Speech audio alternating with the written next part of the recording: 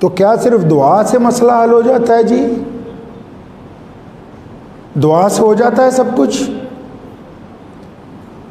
अगर सिर्फ दुआ से हो जाता तो रसूलुल्लाह सल्लल्लाहु अलैहि वसल्लम क्यों निकलते? मैं मानता हूं दुआ करनी चाहिए, मैं मानता हूं नमाज अदा करनी चाहिए, मैं इस बात का कायल हूं कि कुरान पाक के मुताबिक अमाल करने चाहिए, लेकिन जब तक अमल होगा तो असर होगा ना। अगर अमल ही नहीं होगा तो फिर असर कैसे होगा जी? अमल होगा तो असर होगा। अक्सर पूछ लो जिस किसी मौलवी से, बस क्या करें जी, दुआ कीजिए दुआ कीजिए। तो आप कमरा बंद करके दुआ कीजिए ना कि अल्लाह मुझे रोटी मिल जाए, कहीं जाए ना कारोबार करने के लिए। आप सफर ना किया करें, बस दुआ करें अल्लाह मुझे दिल्ली पहुंचा दे, मैं इंग्लैंड जाके सेट हो जाऊं, मैं अमेरिका पहुंच जाऊं। दुआ करते रहो, कहीं जाना नहीं, पासपोर्ट नहीं बनवाने की जरूरत। दुआओं के साथ अमल की जरूरत। अक्सर हिंदुस्तान के मुसलमान पूछते हैं, फ़लस्तीन के मुसलमान परेशान हाल हैं, ये इनका जज्बा है कि ये पूछते हैं। एक बात याद रखना, आज रूए ज़मीन पर सिर्फ मुसलमान वो हैं जिनके साथ, जिनके अज़ाइम के साथ अल्लाह की मदद है और ये कभी शिकस्त नहीं खाते। अगर कहीं ये देखो कि मुसलमानों को शिकस्त हुई है तो दो लोग उसके ज़िम्मेदार होंगे, एक मुसलमानों का लीडर, दूसरा मुसलमानों का मौलवी, तीसरा नहीं। लोग पूछते हैं फ़लस्तीन में ये कुछ हो रहा है, हमारे यहाँ दिल्ली में डड्डू ड्रामा कर रहे हैं कई मौलवी जी, प्रेस कॉन्फ्रेंस करेंगे। कई लोगों का फ़ोन आता है जुलूस निकालें। अबू जहल ने इस्लाम के ख़िलाफ़ इतनी मर्तबा जहर अफशानी की, तो क्या उसके ख़िलाफ़ जुलूस निकाल के मसला हल हो जाएगा? मसला ये है कि हम क्या करें। आप जहाँ पर हैं वहाँ रह कर क्या कर सकते हैं? पहला काम तो ये कि आप दुआ कर सकते हैं, मान लिया जी दुआ कर सकते हैं, दुआ करनी भी चाहिए। दूसरा, क्या आपको नहीं पता जो मजलूम हो, कुरान ने कहा है कि उनकी मदद करो, रसूलुल्लाह ने कहा है उनकी मदद करो, और आज 2021 में पूछते हो क्या करें? क्या तुम्हें नहीं पता कि फ़लस्तीन के जो मुसलमान हैं वो माशी तौर पर कमज़ोर हैं, इक़्तिसादी तौर पर कमज़ोर हैं? क्या तुम्हें इस बात की खबर नहीं है हिंदुस्तान के मौलवियों कि पूरी दुनिया के अलग अलग मुल्कों में मुसलमानों ने NGO बना के बेशुमार काफ़िले फ़लस्तीन भेजे, जो दवाइयाँ लेकर जा रहे हैं, जो कपड़े लेके जा रहे हैं, जो साजो सामान लेके जा रहे हैं, इसलिए कि उन ज़ख्मियों की मदद हो सके जो परेशान हाल हैं, जो गिरी हुई इमारतों को बनाने के लिए जा रहे हैं। क्या तुमने सिर्फ दुआ ही करनी है और कुछ नहीं करना है?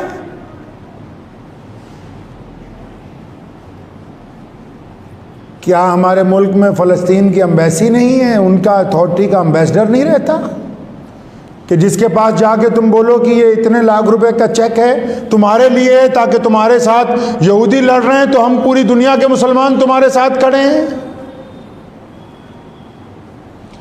क्या ये मुमकिन नहीं है कि तुम ये कहो कि जिस दिन हम मक्के जाएंगे, मदीने जाएंगे, तो हमारा ट्रिप एडवाइजर हमें तीसरी जगह बैतुल मुकद्दस लेके जाएगा? क्या पूरी दुनिया के मुसलमानों का पता नहीं कि किबला अव्वल हमारा वो मरकज है जहां 17 महीने जिसकी तरफ मुंह करके रसूलुल्लाह ने नमाज पढ़ी है? ये वो बैतुल मुकद्दस है जहां रसूलुल्लाह ने अंबिया की इमामत की है।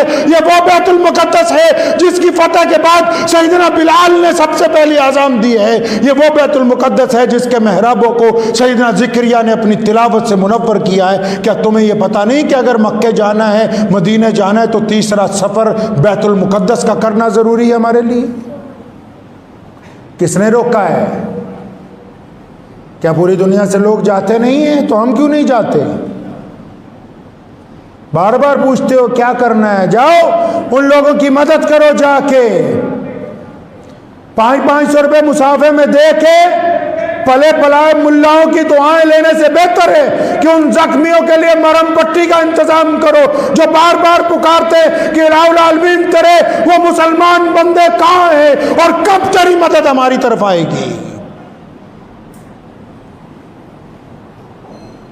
कहो इनको जो तुम्हारा हज का वीजा लगाते हैं कि हम हज उस दिन करने जाएंगे जिस दिन हमारी एक फ्लाइट बैतुल मुकद्दस में उतरेगी साथ में। बताओ इन वीजा लगाने वालों को कि हमने पूरी दुनिया के मुसलमानों ने हज बैतुल्लाह करने के बाद जाके नमाज मस्जिद अक्सा में अदा करनी है। हमने उस मुसल्ला के पीछे जाके सजदा करना है जहां रसूलुल्लाह ने सजदा किया है। हम उस मस्जिद में जाके अजानें सुनेंगे जहां बिलाल ने अजानें दी हैं। हम उस मस्जिद के सेन में खड़े होंगे जहां उमर फारूक ने अदल और इंसाफ का परचम बुलंद किया। इनको बताओ जाकर दुनिया के हुक्मरानों को। मैं मानता हूं कि हम लड़ने नहीं जा सकते, हम कोई फौजी मदद नहीं कर सकते, तो दो काम तो कर सकते हैं कि नहीं। उनकी इक्तिसादी मदद तो कर सकते हैं, फाइनेंशियली मदद तो कर सकते हैं। आज ही मैं पढ़ रहा था यूके की और दुबई की कितनी मुसलमानों की एनजीओज हैं जो बेशुमार दवाइयाँ और खाने पीने का सामान लेकर बैतुल मुकद्दस की तरफ गई हुई हैं। टर्की के कितने मुसलमान हैं जो वहाँ गए हुए हैं।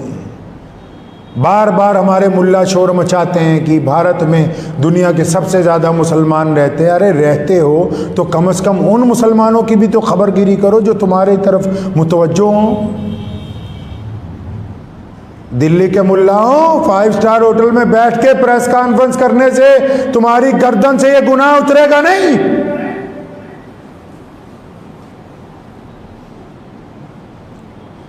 सिर्फ एक कागज का टुकड़ा अखबार को बेचकर बरी नहीं हो सकते हो। रसूलुल्लाह ने फरमाया ईमान वाला वो है, फरमाया जो अब अगर बुराई को देखे तो उसको अपने हाथ से रोके। फरमाया दूसरा दर्जा वो है बुराई को देखे तो अपनी जुबान से रोके। फरमाया तीसरा दर्जा वो है कि अगर बुराई को देखे तो अपने दिल में कम से कम बुरा माने। तो हम तो इन तीनों दर्जों में से किसी में भी नहीं, तीनों में से किसी में भी नहीं आ रहे हैं। आपने क्या सोचा कि फेसबुक और व्हाट्सएप पे मैसेज फॉरवर्ड करके निजात हो जाएगी? और कईयों को तो माशाल्लाह फेसबुक और व्हाट्सएप भी चलाना नहीं आता। इस्लाम के खिलाफ जो बात आई वो भी सबको भेज रहे हैं, इस्लाम के हक में जो आई वो भी भेज रहे हैं। सहाबा किराम का असूल था रसूलुल्लाह के खिलाफ जो बात आती थी उसको डिलीट कर देते थे। पता है तुम्हें रसूलुल्लाह सल्लल्लाहु अलैहि वसल्लम के दौर में सहाबा किराम जो व्हाट्सएप चलाते थे हुजूर सल्लल्लाहु अलैहि वसल्लम के खिलाफ जो बात आती थी उसको डिलीट करते थे, उसकी रिपोर्ट करते थे। मतलब अगर किसी गैर मुस्लिम ने नाउज़ुबिल्लाह गंदी बात बुरी बात रसूलुल्लाह के खिलाफ कही तो जाके शोर मचा के 20 को इकट्ठा होकर नहीं कहा कि ये ऐसा कह रहा है, नहीं, उसको ख़त्म कर दिया, बात का मौजू ही ख़त्म कर दिया, उस गुफ्तगू का वहीं पर एंड। और ये जितने डंगर हैं जो नया नया मोबाइल ख़रीद लेते हैं, जितनी इस्लाम के खिलाफ बातें होंगी अपने ही दोस्तों को भेजेंगे कि और लोगों को बताओ कि नौज़ुबिल्लाह फ़लाँ ने सल्लल्लाहु अलैहि वसल्लम की बेअदबी की है, सबको शेयर करो। अरे बदबख्तो, अपने ज़िम्मे ही गुनाह ले रहे हो। हर चीज़ को चलाने का कोई तरीका होता है, तमीज़ होती है, तहजीब और तमद्दुन होता है, सब भूल गए।